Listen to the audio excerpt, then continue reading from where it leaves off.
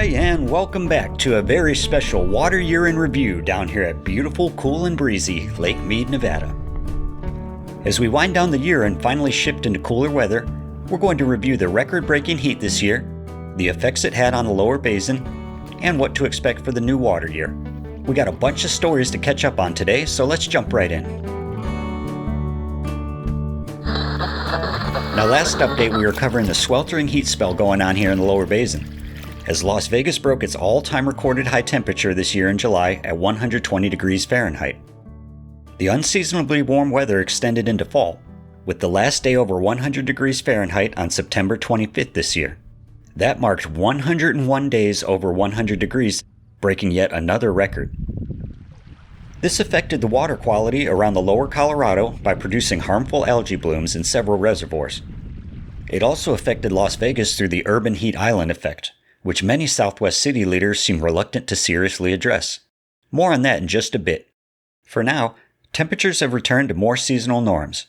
The slight chill and desert winds indicate the changing seasons have arrived around Lake Mead in southern Nevada. The reservoir itself has been rather docile this year, in changing levels at least, and we thankfully did not witness any exceedingly low levels like back in 2022. According to the USBR, this can be partially attributed to the bountiful water year we saw in early 2023 and due to new conservation efforts between the river basin states. As we wrap up the year, let's take a look at our major reservoir levels today and how they compare to the past.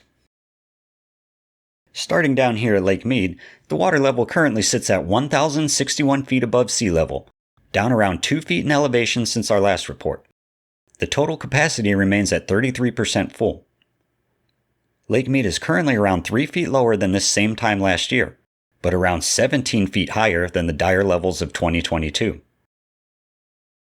Lake Mead was being supplied by Lake Powell upstream at an average weekly release rate of 8,500 cubic feet per second, while Lake Mead was releasing slightly less at 7,700 cubic feet per second. As the demand downstream to Arizona and California tapers off with the cooler weather, the USBR will look to stabilize reservoir levels in preparation for the coming winter snowpack, which will hit Lake Powell first. Looking upstream at Powell today, the water elevation sits at 3,575 feet above sea level, or 38% capacity, dropping 6 feet since last report and down about 12 feet since the high this year back in July. Despite this, Lake Powell remains 4 feet higher in elevation than the same time last year, and an astonishing 47 feet higher than the drought in 2022. And up here at Lake Powell, we also have an update to the story about damaged piping inside the Glen Canyon Dam. If you missed our video about the piping problems that were threatening to choke the flow of the entire Colorado River to Lake Mead and beyond, check out the links below where you can learn more. Since that video, we learned that a pipe relining project is now underway, and it is expected that the USBR will complete a full repair of the River Outlet Works piping and keep the Glen Canyon Dam fully operational ready. Though it is certainly great news that the dam will be able to reliably deliver water again for the time being, many contend that the long-term outlook for the reservoir still remains bleak, and that other major problems like sedimentation have still not been addressed. Some groups, like the Glen Canyon Institute, still hope for a drawdown or bypass of the dam altogether, with Lake Mead becoming the primary reservoir of the Colorado. They state that as the reservoirs come down, what has emerged is national park caliber stuff, and cite the ecological rebirth that has sprung up along the newly exposed shorelines of the area. They describe Glen Canyon as America's Lost National Park, and indeed, the area was originally proposed as a national park back during the Roosevelt administration, nearly a decade before construction would begin on the dam that flooded Glen Canyon. Currently, the discussions around Glen Canyon Dam and its future remains open, so let us know down in the comments what you think. Either way, with what we've seen on the Colorado River between the short period of 1983 to 2023, we should definitely be prepared for all extremes, whether that's drought or flood. And though we received a nice boost in water levels last winter, which was quite remarkable to see manifest down here at Lake Mead, many sources have predicted a shift into a La Niña pattern, meaning winter months could be warmer and drier here in the southwest. La Niña also means that hyperactive storm cells and hurricanes may be more likely to build over the oceans. That would certainly align with what we saw this year when record heat waves swept across the Southwest and devastating weather cells hit the coast of Florida and Appalachia.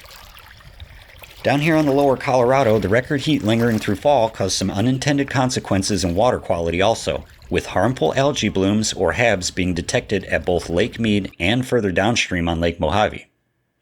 These blooms thrive in warmer temperatures and stagnant waters, much like the brain-eating amoeba that was detected at the dried-up coves around Lake Mead last summer.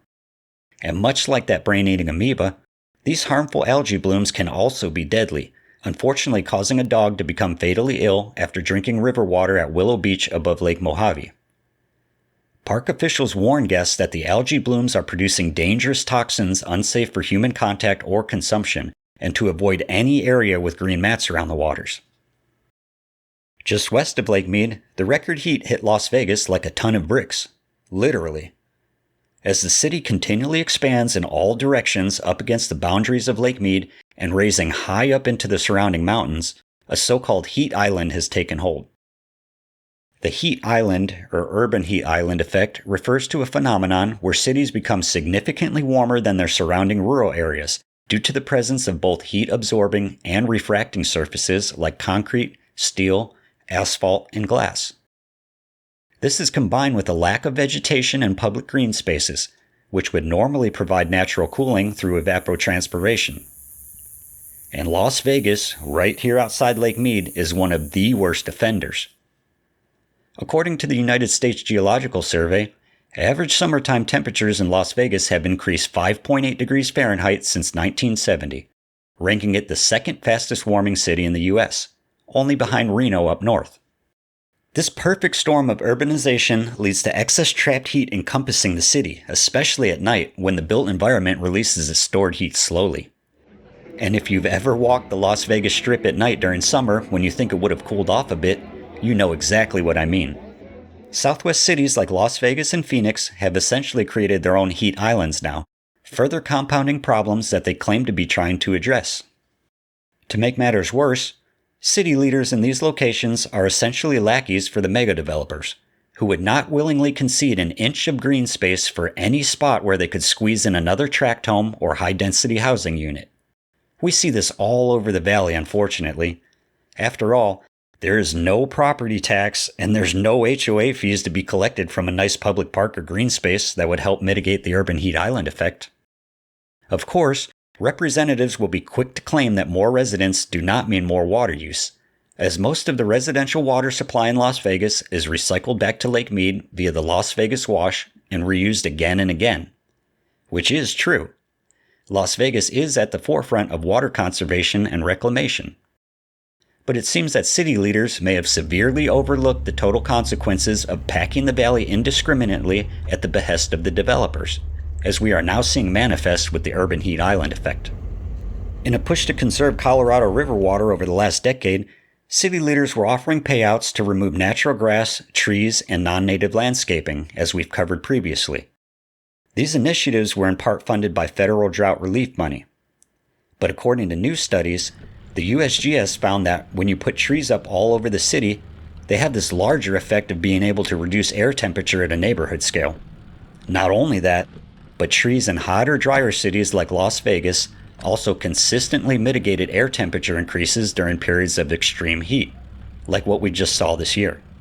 Meaning trees can substantially alter residents' exposure to extreme heat in the worst offending urban areas.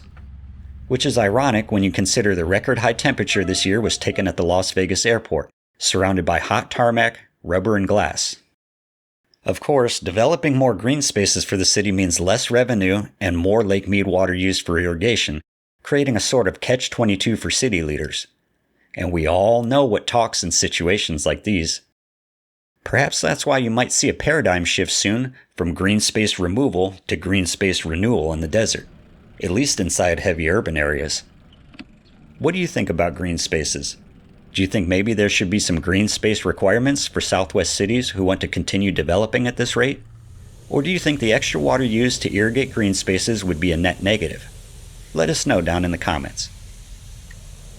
With that said, all of the river basin states from Colorado to California have their own unique problems that will need to be addressed leading up to the compact negotiations in 2026 if Lake Mead and the Colorado's long-term health is going to be stabilized.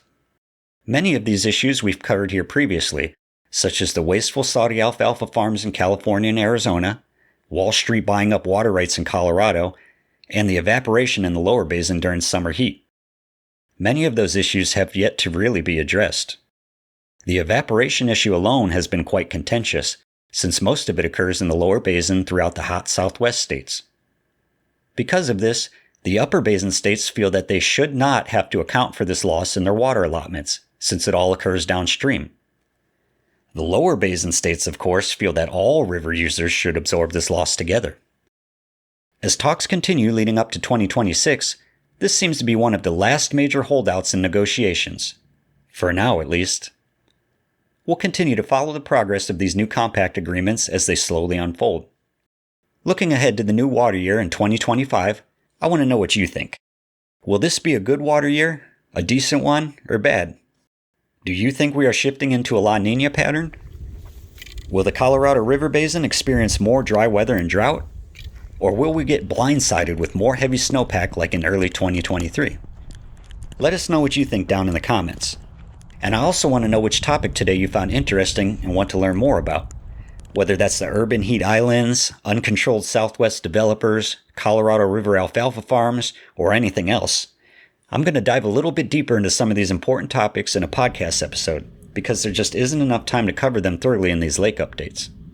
We'll continue to watch the water situation for you, and in the meantime, I invite you to check out an adventure episode or our B-roll channel for more exciting Southwest destinations and history.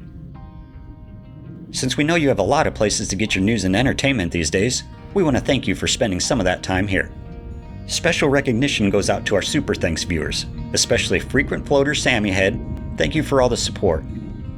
If you found this update informative or learned something of value here today, consider giving us a like and subscribing to the channel for more. Until next time, make sure you stay hydrated, stay happy out there, and we'll see you soon.